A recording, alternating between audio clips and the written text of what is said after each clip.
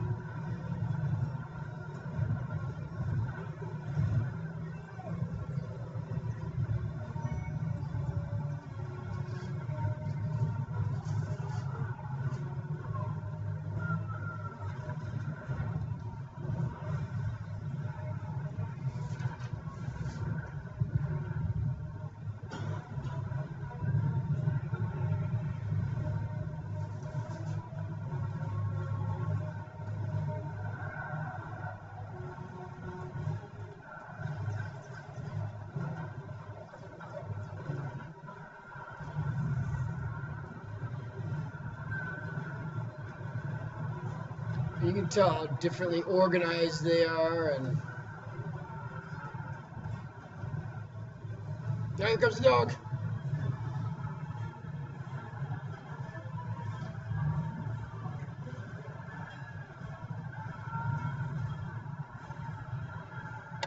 All right. So, um, that just a little bit of it's craziness to think about how much that of an advantage that gave the Romans and and allowed them to conquer so much of the world at that time. Now, um, so we get to Julius Caesar here, and we are at the end of the Roman Republic. Caesar, who steps in during towards the end of the Roman Civil War, where everybody was fighting, and essentially it was the rich versus the poor, and they were very upset with the way they were being treated, and as a result, revolted. A lot of the peasants that had left the farmland that moved to the city couldn't find jobs, and the wealthy were living an extremely like lavish life. Um, and so what ends up happening is Caesar, who was very popular amongst Romans because of his military successes, he was a general. He conquered much of France, which was known as Gaul at the time, um, and used a lot of his money to put on shows like gladiator events. He brought in exotic animals from like Africa and pitted, like apes against tigers and that kind of stuff, so people could come out and watch. And so he was very well liked by everybody. And so he seizes power and calls himself dictator for life. And the reason why he called himself dictator for life was because in Rome's constitution, it was set up that in times of great trouble, it was okay to have a dictator for 6 months. So he steps in and says, listen, we're in a ton of trouble. There's a lot of chaos, but I'm going to be dictator for life. But I'm going to keep the Senate. And he seizes the land of the wealthy, redistributes it to the poor, is doing a lot of things that is trying to bring stability and order back to Rome. And it's working. It's not bad. But he still had a lot of people that didn't like him. You know, especially the wealthy and the upper classes had some people that didn't much care for him. And so he was in that Roman Forum where everybody used to go and speak and all that. And he was assassinated by Roman senators and that thought that he was destroying the Republic. But for the most part, it was already done. All right, the government was just too chaotic. It wasn't running things the way it was supposed to. And the empire was growing too big for the old system of government. So then he gets assassinated, and then his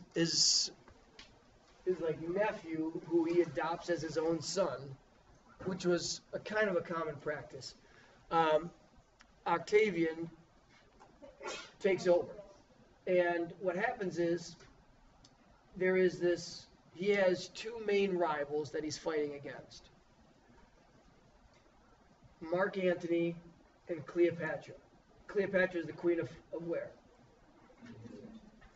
And she is the last Ptolemaic ruler. Who's Ptolemy? You guys remember?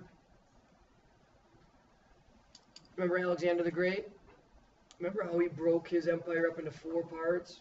And the one that was in Persia was Seleucid Empire. The one empire that he left, the general that he left Egypt to, was Ptolemy. So she was the last of that general's lineage. And she paired up with Mark Antony to see if the two of them could rule Rome. Octavian beat him, seized power.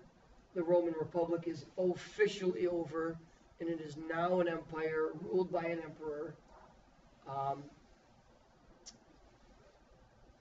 Never to go back to being a republic. Okay? Octavian becomes known as Augustus, which is where we get the month of August from. That was kind of his month. And then starting with Augustus, and Augustus was brilliant. He was a brilliant leader. Ton of stability, ton of expansion, a ton of wealth, learning, everything falls under his reign. And he is the first of like 5 or 6 really good leaders that are going to last for about 250 years. That Western Europe itself will never know that length of peace again. So ever since Rome, since Augustus, up until about 250 BCE, Europe has not known that long of a peace ever since. They've always been embroiled in some type of wars, whether it's religious wars, political wars, you name it. And so it's really kind of crazy. And with this, I'll show you this part. You see this Roman expansion here. Now, the dark is the land. And so here's Rome itself. And you can see that it starts to expand. 220, 190.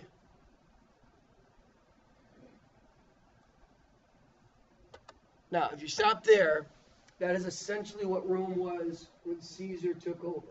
All right?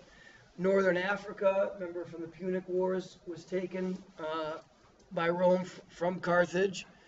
And there it is. And much of this is Gaul up here. And this was all brought under control by Caesar. So he goes back to Rome, big hero in that. And now, watch what happens. All of this is all under the empire.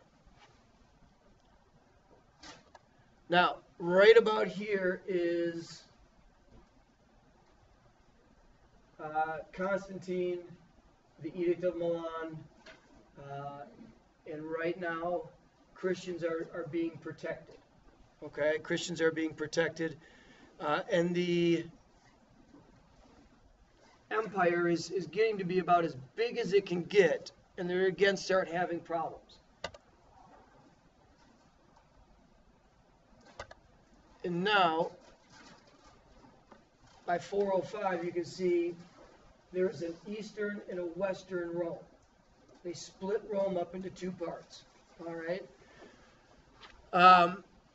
That yellow-greenish part is going to become Byzantium after the blue western Rome falls. All right. And so you can see how the west is shrinking. And by 530, there is no such thing as a Western Rome anymore. There's no Roman Empire anymore. This green part becomes Byzantium. But now if you were back then, you would think that they would think that they were Romans. Just a little different.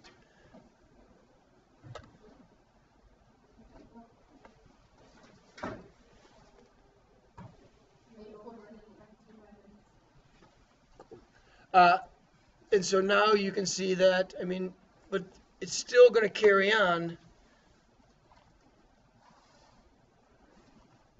all the way through. Now, obviously much smaller. It's not doing so well. And smaller. And smaller. And awkward.